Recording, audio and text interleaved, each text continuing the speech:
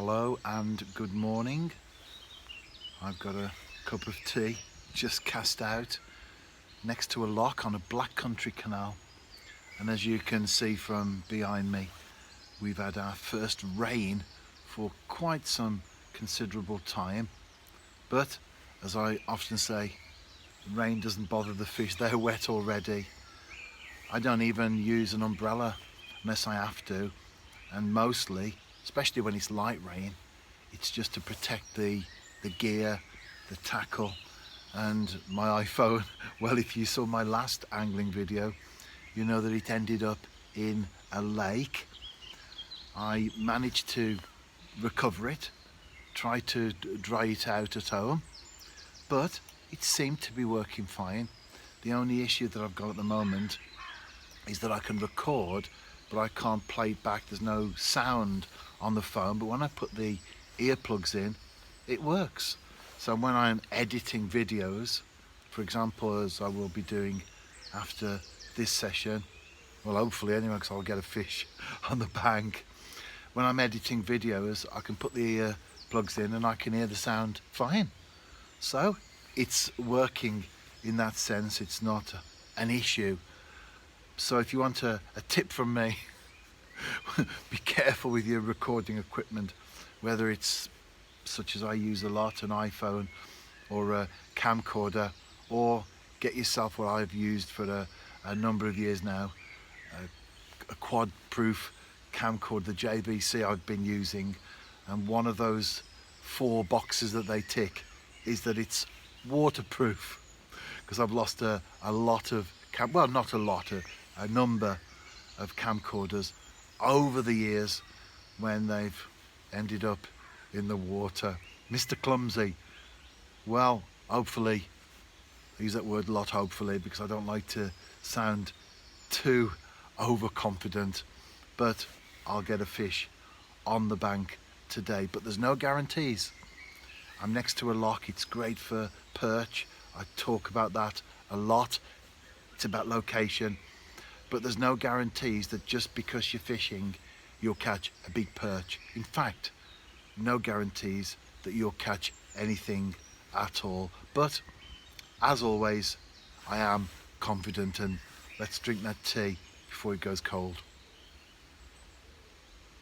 Getting a few taps there on the rod. I'm ready to strike. As you can see, I'm just leaning forward, and I struck, but on this occasion nothing at all. I'll tell you what though, it's always an encouragement when that happens, especially when you're fishing in a tight swim like I am today, because it's, well, the canal's quite big, but I'm in a very, very restricted part in that sense, because I don't have much water in front of me. My target is quite a limited area, one of those places really where you don't necessarily get to fish all day long, because after a few fish, if you do catch, then it can kill the swim, as opposed to more open water where you have a lot more space in front of you. And I think I had another little tap there, possibly at this stage. As my last canal session, actually, roach early on, the small roach moved in. If you remember, or you watched that video, the small roach were there. They were moving in on the bait, constant plucks on the worm, and then it went quiet.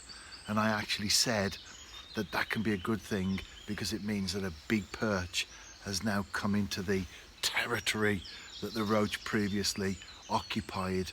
And on that occasion, I was spot on. It was a great video in the sense of following the session as it evolved and talking it through, sharing my thoughts as well. That's what I'm doing this time round, also sharing my thoughts about the session.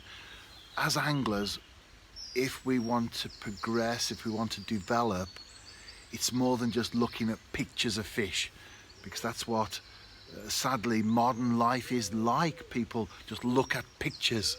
You see folks scrolling through Facebook as an example, and they'll scroll and scroll and scroll, stop at a picture, for a few seconds and then move on.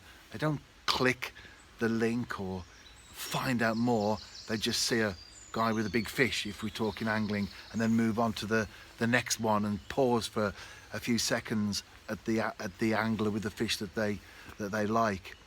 But we need to do more than that. We need to think, and that's why in my videos and my blog entries in general, I tend to share thoughts and insights, how I think, how I approach swims, how I fish particular spots. Often we think of anglers who catch a fish, and the questions that we ask are, how big was it? What bait did you use? But what we should be asking or finding out is, you mentioned that you fished one length out. Why one? Why not two? Why not three? Why did you go for that particular spot? You said, talking about bait, that you went for a particular bait. Why that? For example, if you're fishing for perch, people talk about worm. Why do you fish with worm? Don't think, oh, perch, worm. Think to yourself, why do we fish with worm? Why don't we just fish with maggot or some other bait or some other approach or tactic? Become a thinking angler, and when you do, you stay one step ahead of the game. Not that we're in competition with other fishermen, of course. There's nothing that interests me at all in that. Seeing how big your fish is compared to someone else, or how many you caught, that's not of interest to me. What is of interest for me personally is going fishing, enjoying myself, and of course catching something along the way.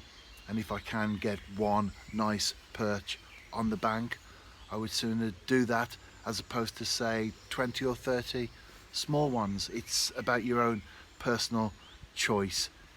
The rod tip has remained motionless anyway while I've been talking, but as I said, and I often say, I'm confident.